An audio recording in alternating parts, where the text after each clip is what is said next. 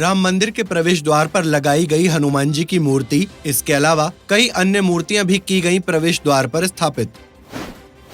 राम मंदिर मॉडल की बढ़ रही कई गुना मांग, अमेरिका न्यूजीलैंड से भी मिल रहे ऑर्डर, निर्माणाधीन भव्य मंदिर को डिजाइन में उकेरा गया। प्रयागराज महाकुंभ 2025 से पहले विकास कार्यों में आई तेजी, सभी कार्य समय से पूरा करने और लापरवाही न बरतने के निर्देश। ग्रेटर नोएडा में भक्तियोदय चैरिटेबल फाउंडेशन 19 जनवरी को मनाएगा भक्ति उदय दिवस, जन कल्याण के लिए करवाया जाएगा यज्ञ और पूजन। राम मंदिर के प्रवेश द्वार पर कई मूर्तियां स्थापित की गई हैं। हाल ही में जारी हुई नई तस्वीरों के मुताबिक मंदिर के मुख्य द्वार पर हाथी, शेर और गरुड़ की मूर्तियों के साथ ही हनुमान जी की भी प्रतिमा लगाई गई है। ये मूर्तियां बेहद आकर्षक और दर्शनीय हैं। मूर्तियों को राजस्थान के बंसी पहाड़पुर गाँव के हल्के गुलाबी रंग के बलुआ पत्थर से तैयार किया गया है। इन मूर्तियों को मंदिर की ओर जाने वाली सीढ़ियों के दोनों ओर लगाया गया है। रामलला की प्राण प्रतिष्ठा का कार्यक्रम 22 जनवरी को है।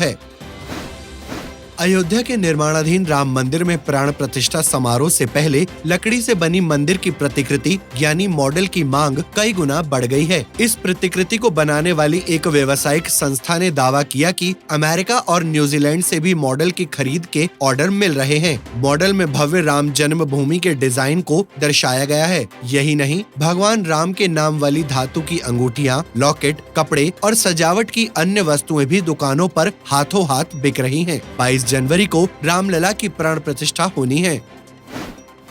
विश्व के सबसे बड़े मेले महाकुंभ 2025 की तैयारियां प्रयागराज में काफी तेजी के साथ चल रही हैं। हाल ही में प्रदेश सरकार ने सभी कार्यों को समय से पहले पूरा करने के निर्देश जारी करने और किसी तरह की लापरवाही न बरतने की हिदायत दी थी। इसी से संबंधित कार्यों में शिथिलता बरतने के आरोप पर क्षेत्रीय पर्यटन कार्यालय के उप निदेशक का स्थानांतरण भी कर दिया गया। आगामी महाकुंभ 2025 से पहले ही प्रयागराज में कई बड़ी परियोजनाओं का काम पूरा होना है, जिसमें सड़क, नाली, सीवर से जुड़े कार्यों के अलावा शहर का सौंदर्यीकरण और कई मंदिरों का नवीनीकरण होना है।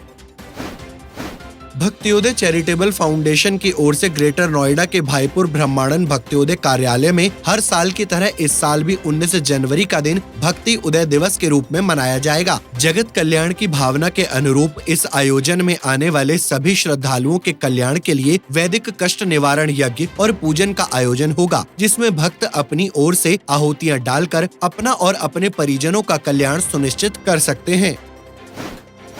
बीते शुक्रवार को पतंजलि योगपीठ ने अपना 29वां स्थापना दिवस समारोह हर्ष पूर्वक मनाया। इस अवसर पर कई कार्यक्रम आयोजित किए गए। योग, आयुर्वेद, स्वदेशी शिक्षा और वैदिक सनातन संस्कृति के पुनर्जागरण हेतु पल पल समर्पित पतंजलि योगपीठ संस्थान के गौरवशाली 29वें स्थापना दिवस पर पूरे पतंजलि परिवार में हर्ष और गौरव की अनुभूति रही। इन 3 दशकों में पतंजलि एक वट वृक्ष का रूप ले चुका है और सफलता पूर्वक चारों दिशाओं में प्रगति के आयाम गढ़ रहा है।